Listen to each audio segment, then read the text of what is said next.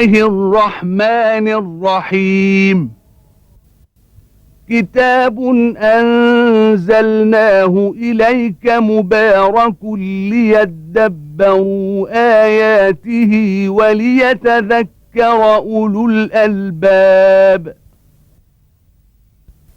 صدق الله العظيم.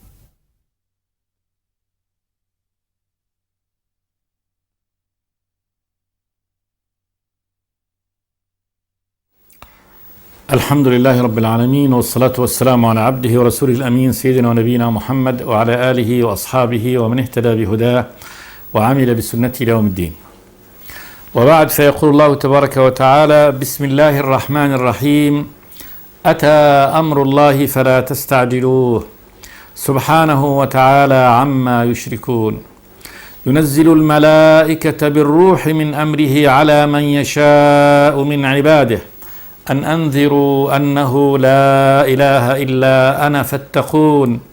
خلق السماوات والأرض بالحق تعالى عما يشركون. خلق الإنسان من نطفة فإذا هو خصيم مبين. هذا مطلع سورة النحل، وهي سورة مكية. بدأ الله تبارك وتعالى هذه السورة بقوله جل وعلا: أتى أمر الله فلا تستعجلوه.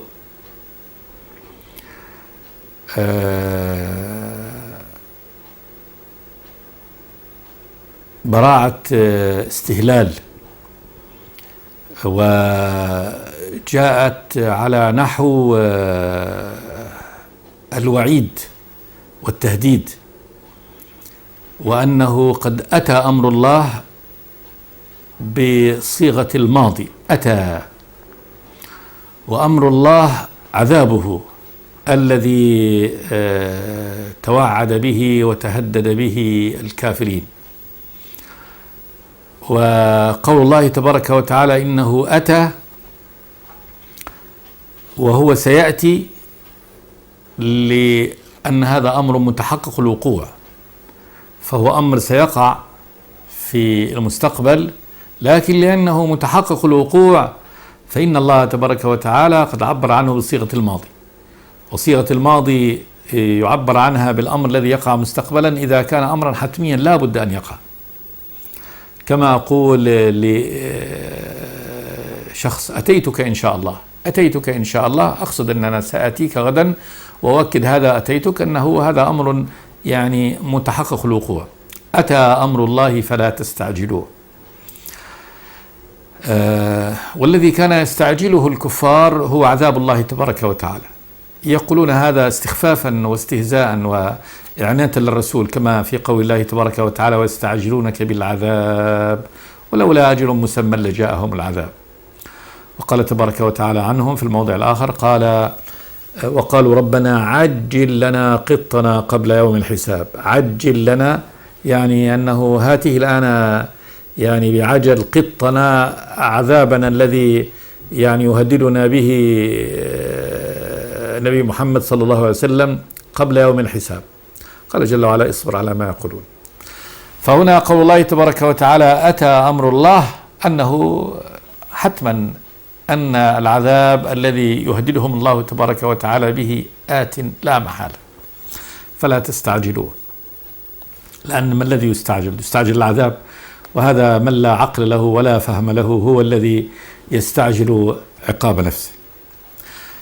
قال جل وعلا سبحانه وتعالى عما يشركون، سبحانه تنزيها له جل وعلا وتعالى الله سبحانه وتعالى عما يشركون به.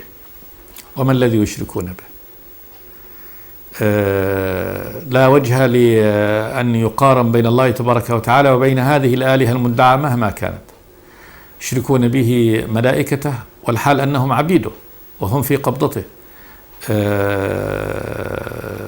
الرسل والصالحين كذلك هم عبيده، لا يملك أحد منهم لنفسه نفعا ولا ضرا.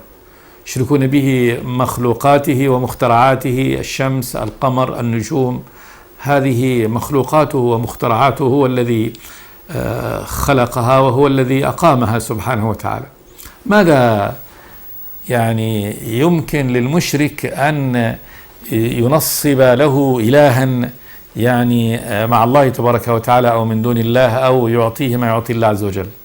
أي إله يمكن أن يكون كفؤا لله وندا له سبحانه وتعالى، والحال أن الله تبارك وتعالى لا كفء له ولا ند له ولا شبيه له ولا شريك له سبحانه وتعالى. فسبحانه وتعالى عما يشركون. تعالى الله تبارك وتعالى علوا كبيرا أن يكون له شريك، ولد، مماثل له، زوجة، أحد ينازعه الملك، خالق معه، رازق معه، متصرف في أي شيء من أي أنواع التصريف في نفسه أو في غيره. لا يوجد هناك يعني في الكون كله من يستطيع أن يتصرف تصرفا ما بدون إذن إلهي ومولى، أي تصرف، لا في نفسه ولا في غيره. فكل التصريف إنما هو للرب. فكيف يكون لله تبارك وتعالى يكون له؟ كيف يتخذ المشرك مع الله تبارك وتعالى إلها يجعل له ما لله، سواء كان من ذات أو من صفة أو من حق؟ تعالى الله عما سبحانه وتعالى عما يشركون. ثم بين الله تبارك وتعالى من هو الرب الإله سبحانه وتعالى.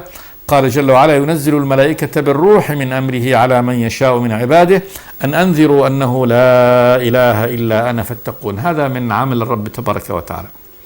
ينزل الملائكة، الملائكة ملائكته ينزلهم بالروح من أمره، بالروح بهذا الدين، بالدين وبالشرعة. والله تبارك وتعالى سمى هذا الدين روح لأنه يحيي القلوب، يحيي اليد. الإنسان الكافر ميت والمؤمن حي، عرف ربه، عرف طريقه، استفاد بكل هذه المقومات والتي أعطاها الله تبارك وتعالى له. استفاد بقلبه، استفاد ببصره، استفاد بأذنه. أما الكافر فإنه معطل لكل هذه يعني أدوات العلم والمعرفة التي أعطاه الله تبارك وتعالى له. هو أعمى، لا يرى الحق، لا قلب له، لا يفقه الطريق، يسير إلى جهنم وهو لا يسمع ولا يبصر. فهذا الكافر. فالكافر ميت والمؤمن حي. فالله ينزل الملائكة بالروح من أمره، هذا من أمره، من أموره سبحانه وتعالى، أو من أوامره جل وعلا، على من يشاء من عباده. على من يشاء من عباده هو الذي يختار سبحانه وتعالى، الذي يختارهم، الذين يختارهم الله تبارك وتعالى. الله له الخيرة، فهو الذي يختار رسله وأنبياءه سبحانه وتعالى، ويرسل الملائكة تحمل الوحي منه سبحانه وتعالى، الوحي الذي هو الروح، إلى هذا الرسول ليبلغ الناس. أن أنذروا أنه لا إله إلا أنا فاتقون. أن أنذروا أي أيها الرسل الذين أتاكم هذا الوحي من الله، هذه الروح من الله، أن أنذروا الناس أنه لا إله إلا أنا فاتقون. هذه هي خلاصة الرسالات وهدفها وغايتها النهائية، أنه لا إله إلا الله، وأن يا أيها العباد اعبدوا ربكم الذي لا إله لكم غيره، وما أرسلنا من قبلك من رسول إلا نوحي إليه أنه لا إله إلا أنا فاعبدون. هذه الوحي كله ينصب عند هذه الكلمة، كلمة لا إله إلا الله. دعوة الرسل، كل ما دعوة الرسل غايتها ونهايتها هي عبادة الرب الإله الواحد الذي لا إله إلا هو سبحانه وتعالى. ولقد بعثنا في كل أمة رسولا أن اعبدوا الله واجتنبوا الطاغوت. أن أنذروا أيها الرسل والأنبياء الذين أرسل عليهم الوحي أنه لا إله إلا أنا، لا إله على الحقيقة إلا الله سبحانه وتعالى، وكل ما اتخذ من إله غيره فباطل. كل ما يتخذه الكفار من إله غير الله باطل، مهما عبدوا الشمس، القمر، النجوم، الكواكب، أي شيء، كل هذا خلق الله تبارك وتعالى، ولا يستحق شيء من هذا الذي عبد، لا يستحق الألوهة، لا يستحق الألوهية إلا الإله الواحد الخالق الرازق الذي المتصرف في شؤون خلقه سبحانه وتعالى، المنعم لهم، المتفضل لهم وحده سبحانه وتعالى. فالرب الذي هذه صفة ربوبيته هو الذي يستحق وحده أن يكون الإله وحده جل وعلا. أنه لا إله إلا أنا فاتقون خافوني. وذلك أنه يخبر يرسل رسله بهذا بأمره هذا الإلهي، ثم يحاسب على يعني العباد وفق هذه الرسالة التي جاءتهم. وإذا حاسبهم فهناك عقوبة للمعاند والمكابر والذي لم يستجب لأمر الله تبارك وتعالى. فاتقوني خافوني، خافوا إلهكم وربكم ومولاكم سبحانه وتعالى. ثم قال جل وعلا: خلق السماوات والأرض بالحق تعالى عما يشركون. هذه صفته، أنه خلق السماوات والأرض بالحق. بالحق، خلقها بالحق، وذلك أن الهدف والغاية حق. الهدف أن تقوم هذه المخلوقات بعبادة الرب الإله سبحانه وتعالى. الله لا يرضى من يعني خلقه جميعا إلا أن يعبدوه ويقدسوه ويوحدوه سبحانه وتعالى. خلق السماوات والأرض بالحق تعالى عما يشركون. تعالى ارتفع سبحانه وتعالى وعلى شأنه سبحانه وتعالى، ولا مجال لمقارنة الرب تبارك وتعالى بما يعني يشركه به المشركون من هذه الآلهة المدعاة.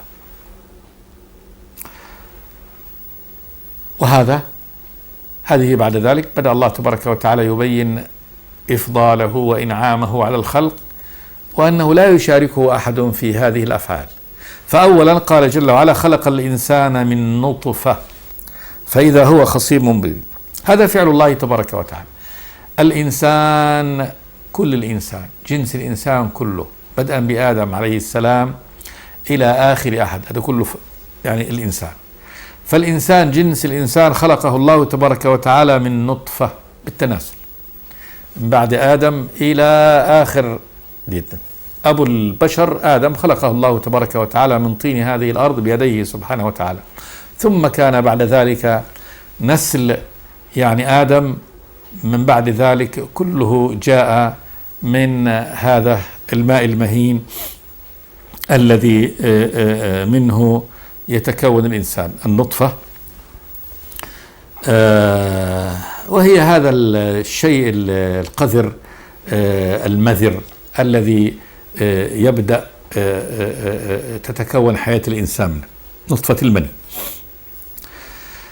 ثم قال جل وعلا: فإذا هو خصيم مبين. إذا الفجائية، يعني ما كان الله تبارك وتعالى أن يخلقه من هذا الشيء القذر وهذا الشيء المهين من ماء مهين، إلا إذا به عندما أصبح يعني رجل وشاب إذا هو يخاصم ربه سبحانه وتعالى. فإذا هو خصيم مبين. خصيم لمن؟ لله سبحانه وتعالى الذي خلقه من هذا الأمر يعني المهين القذر.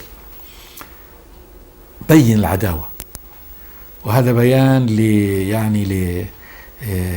لخلق هذا الإنسان الكافر، أنه يعني ينسى ربه وإلهه وخالقه وينسى أصله، نسي أصله، وأنه كان بهذا الشيء يعني الوضيع، وأن الله تبارك وتعالى خلقه بعد ذلك هذا الخلق المستوي، ولكنه ما كاد يستوي حتى خاصم ربه وجعل لله ند وجعل لله شريك، وبدأ يدافع عن شركه ويشتم ربه ويخاصمه ويقول له ولد وله شريك وله زوجة وله، وكل هذا سب وشتم لله تبارك وتعالى. خلق الإنسان من نطفة فإذا هو خصيم مبين. ثم شرع الله تبارك وتعالى يبين ما خلق لهذا الإنسان. وهذه السورة، سورة النحل، هي سورة نقدر نقول سورة تعداد نعم الله تبارك وتعالى على يعني هذا الإنسان، ومع هذا مع كفره وعناده وبعده عن الحق. فمن هذه النعم التي أنعم الله تبارك وتعالى بها على الإنسان قال: والأنعام خلقها لكم فيها دفء ومنافع ومنها تأكلون ولكم فيها جمال حين تريحون وحين تسرحون. يذكر الله تبارك وتعالى عباده بإنعامه وإفضاله عليهم، فذكر أول ما ذكر هنا الأنعام، وهي بهيمة الأنعام اللي هي 8 أزواج من الضأن ومن المعز ومن الإبل ومن البقر.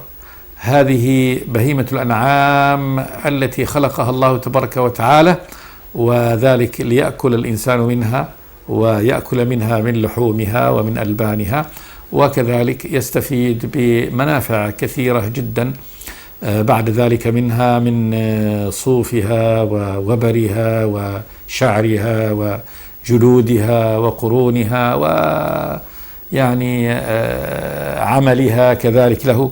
قال جل وعلا: والأنعام خلقها لكم فيها دفء ومنافع. دفء ما تلبسون منها من الصوف والوبر والشعر. فمن شعر الماعز نصنع الخيام، ومن الصوف نلبس الملابس، ومن الوبر نصنع البشوت والعباءات، ومنافع كثيرة في كل شيء. كل يعني ما في خلق الأنعام كله منافع، حتى الأظلاف نستفيد منها. ومنها تأكلون، من هذه الأنعام تأكلون لحومها وكذلك ألبانها وما يتبع هذا اللبن من يعني ما يقشط وسمنها ومضيرها ومنها تأكلون ما تأكلوا منها. ثم ولكم فيها جمال حين تريحون وحين تسرحون. لكم فيها جمال. الجمال استمتاع بالأمر، يعني بالصورة الحسنة،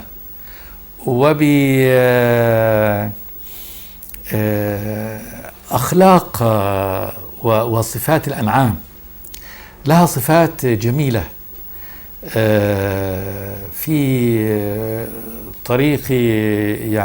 طريقة رعيها، عنايتها بصغارها، تحببها إلى وتعرفها على يعني راعيها. وهذه أمور يعلمها من له خبرة وله ممارسة وله مخالطة لهذا الأمر. أمر يفوق الوصف. والجمال حسن هذا المنظر.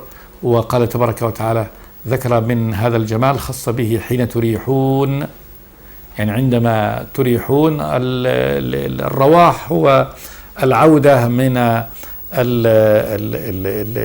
المراعي في المساء، وحين تسرحون، والسراح اللي هو خروجها في الصباح. لكم في هذه الأنعام جمال، منظر بديع، وحالة نفسية يعني مريحة لأصحاب هذه الأنعام عندما يريحونها من يعني في الرواح في المساء وحين يسرحون بها. وقدم الله تبارك وتعالى حال الرواح لأنه أكثر جمالا وأكثر أنسا، لأن في حال الرواح يأتي الإنسان بعد يعني التعب بالرعي إلى المسكن، وتكون في العادة يعني إذا كانت من ذوات الدر قد حملت درها، قد ينتظرها صغارها يعني عند النزل الذي ينزل فيه اجتماع، بعد ذلك يجتمع صغارها بكبارها ويحصل هناك هذه الأصوات الجميلة من الصغار والحنان الذي يكون من الكبار. أمر عظيم جدا يعلمه ويحس به أهل يعني هذه الحرفة والصناعة. فالله يذكر بهذا، يذكر عباده سبحانه وتعالى بهذه النعم، فيقول ولكم فيها جمال حين تريحون وحين تسرحون. وتحملوا أثقالكم إلى بلد لم تكونوا بالغيه إلا بشق الأنفس إن ربكم لرؤوف رحيم.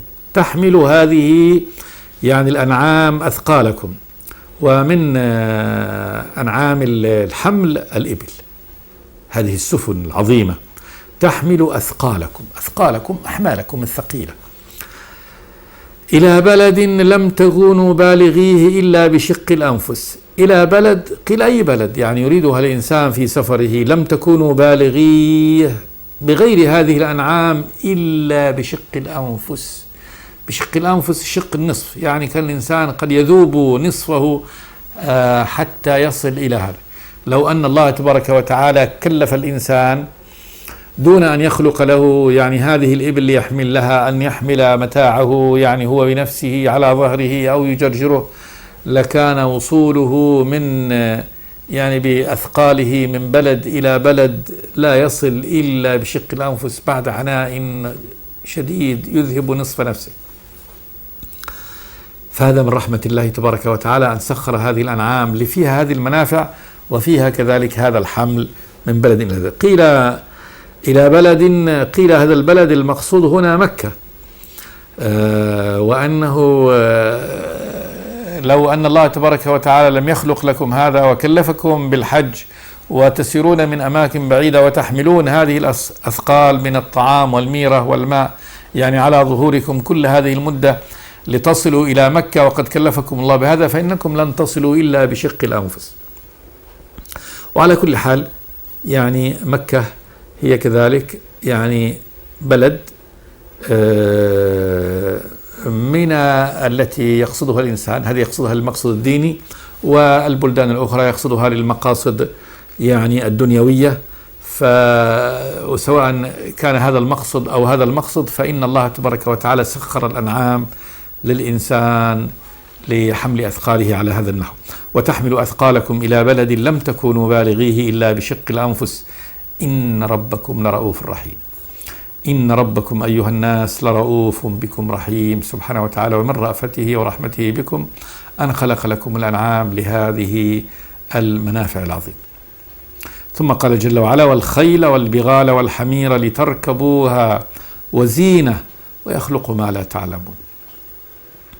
أي من جملة ما خلق الله تبارك وتعالى لنا وأنعم علينا خلق الخيل والبغال صنف، والحمير قال جل وعلا لتركبوها، يعني هذه الأصناف أن الله تبارك وتعالى خلقها لركوب الإنسان عليه، لتركبوها. وزينة، زينة جمال، أن هذا أمر جميل حسن في المنظر.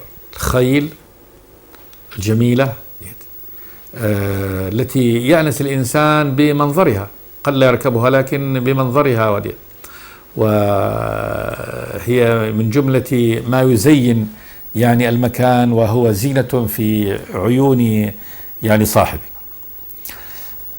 وتركب هذه كذلك للركوب وللزينة. ثم قال جل وعلا: ويخلق ما لا تعلمون، من يعني الأدوات والآلات التي تقوم بهذه المهمة بالزينة والحمل.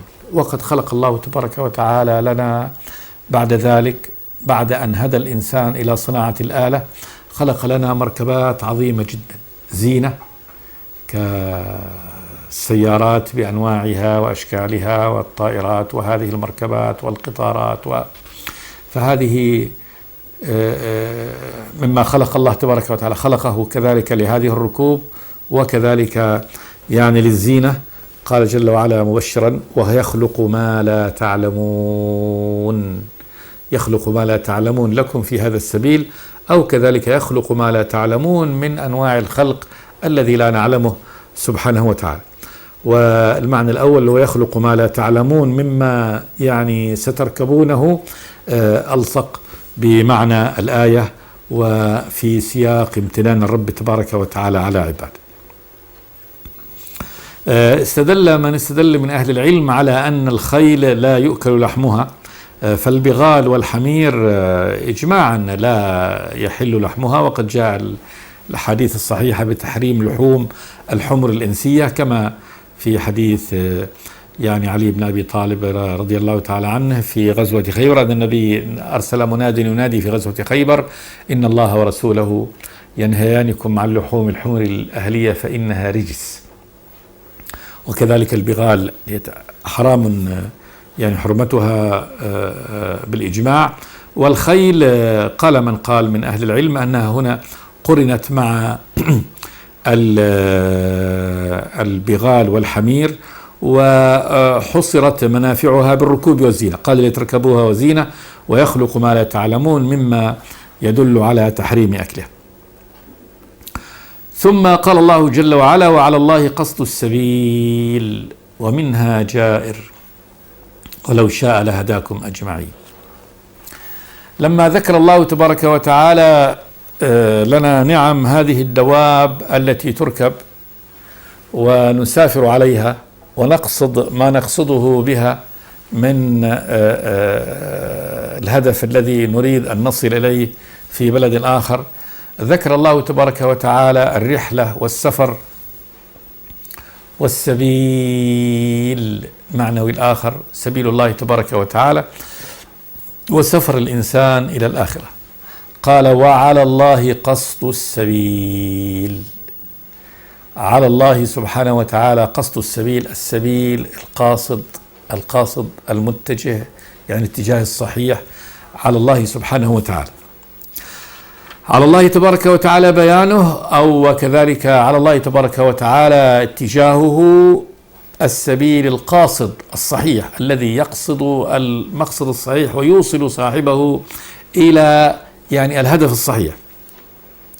ومنها جائر، من السبل، جائر مائل، كما في قول الله تبارك وتعالى: وأن هذا صراطي مستقيما فاتبعوه ولا تتبعوا السبل فتفرق بكم عن سبيله. فمنها من السبل التي يتخذها الناس جائر، يعني مائل عن الحق. ولو شاء لهداكم أجمعين. لو شاء الله تبارك وتعالى أن يجعلكم جميعا في هذا السبيل الواحد وفي الصراط الواحد لفعل سبحانه وتعالى.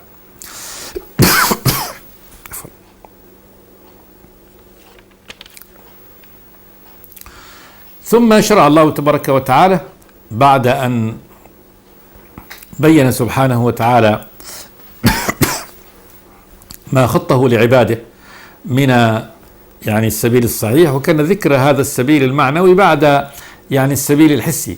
فكما أنت تسافر وتركب يعني على الخيل والبغال والحمير تقصد مكانا، فتذكر يعني طريقك إلى الله تبارك وتعالى، وأن هناك طريق سليم صحيح قاصد يوصلك إلى الهدف، وهناك طرق معوجة كثيرة تحرفك عن هدفك وتأخذ بك إلى الضلال. وعلى الله قصد السبيل ومنها جائر ولو شاء لهداكم أجمعين. ثم شرع الله تبارك وتعالى يبين إنعامه وإفضاله على خلقه. قال: هو الذي أنزل من السماء ماء لكم منه شراب ومنه شجر فيه تسيمون. هو الله سبحانه وتعالى الذي يعرفكم بنفسه، الذي أنزل من السماء ماء المطر، ومن السماء من العلو. لكم منه شراب، لكم من هذا الماء النازل شراب تشربونه، ومنه شجر فيه تسيمون، ومنه يعني من هذا الماء كذلك شجر ينبت الله تبارك وتعالى به الشجر. الشجر هو هذا النبات، وسمي شجر لاشتجار يعني أغصانه بعضها مع بعض.